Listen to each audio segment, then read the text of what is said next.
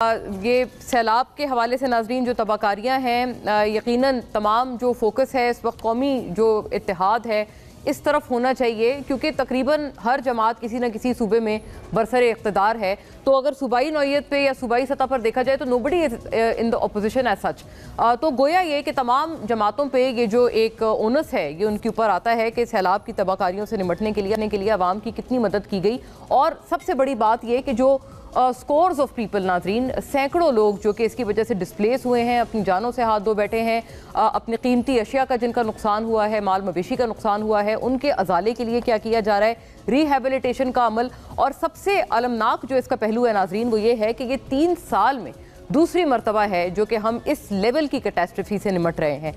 Urgent बुनियादों पर जो चीज़ें होती हैं वो तो जाहिर है हम हमेशा उसको अंडर क्वेश्चन लाते हैं, उसको स्क्रूटनाइज भी करते हैं, उसके ऊपर सवाल भी करते हैं। और यकीनन हुकूमतें अपनी तरफ से भरपूर कोशिश भी करती हैं कि इसमें जितनी मदद आगे फराम कर सकती हैं वो करें, ऑब्वियसली, क्योंकि at the end of the day हर कोई आवाम को ही जवाबदेह है और हर किसी ने पलट के आवाम के पास भी जाना है। यकीनन किसी को इस बारे में कोई शुबा नहीं होना चाहिए और ना है, आई एम श्योर।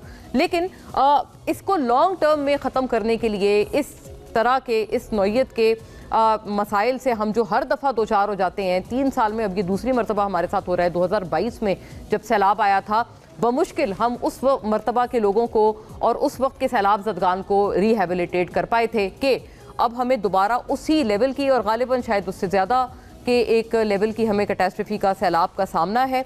तो गोया ये कि ये सवाल फितरी सवाल है और इसका जवाब भी यकीनन होना चाहिए। बहरहाल जो स्टैट्स हैं तमाम सूबों के एतबार से चंद हमने मजमूई तौर पर इकट्ठा किया है वो देखते चलिएगा, फिर मैं अपने मोअज़्ज़ज़ मेहमानों का रुख करती हूँ और कोशिश रहेगी कि इंशाल्लाह तमाम पार्टीज़ के जो बहुत मोअज़्ज़ज़ इस वक्त लोग हैं और जो रिस्पेक्टेबल वो अफराद हैं जो कि इस वक्त बरसरे इक़्तिदार हैं उनसे हम लोग बात करें इस हवाले से। सैलाब की तबाहकारियाँ, पंजाब में सैलाब से हलाकतों की तादाद 56 है इस वक्त मजमूई तौर पर। 42 लाख इस वक्त जो जायद से अफराद हैं वो इससे मुतासिर हैं और 15 लाख एकड़ रकबे पर खड़ी फसलें तबाह हैं। पंजाब के 4000 से जायद देहात मुतासिर हैं बकौल PDMA।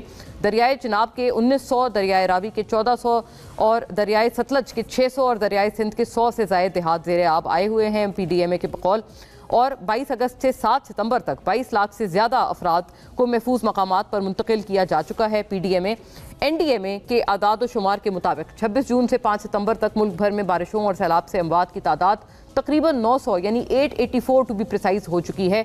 पंजाब के सैलाब ज़दा इलाकों में 494 मेडिकल कैंप्स हैं जो कि कायम हैं, 413 रिलीफ कैंप्स कायम हैं, 1000 से ज़ायद फील्ड हॉस्पिटल कायम, जबकि मवेशियों के इलाज के लिए 500 से ज़्यादा जो वेटरनरी कैंप्स हैं वो कायम हैं। सीनियर वज़ीर पंजाब मरियम औरंगज़ेब का ये बयान है। पाकिस्तान में मज़ीद सैलाबी सूरत हाल का खदशा, भारत ने दरियाए सतलज में मज़ीद पानी छोड़ दिया। भारतीय हाई कमीशन ने पाकिस्तान को सैलाबी सूरत हाल पर मालूमात फराहम की हैं। PDMA पंजाब और 24 घंटे से गुजरात में नाजरीन जो सिचुएशन है वो काफ़ी ख़राब है एज वी स्पीक। 24 घंटे से गुजरात में नागहानी सूरत हाल का सामना, तमाम इदारों की मशीनरी इस वक्त गुजरात में पानी की निकासी के लिए काम कर रही है। PDMA के डायरेक्टर जनरल इरफान अली काटिया देखकर अफसोस हुआ कि गुजरात जैसे अहम शहर में दिहाइयों गुजरने के बावजूद कोई जदीद सीवरेज सिस्टम कायम नहीं हो सका। गुजरात को फौरी और संजीदा काम की ज़रूरत है। वज़ीर आला पंजाब मरियम नवाज़।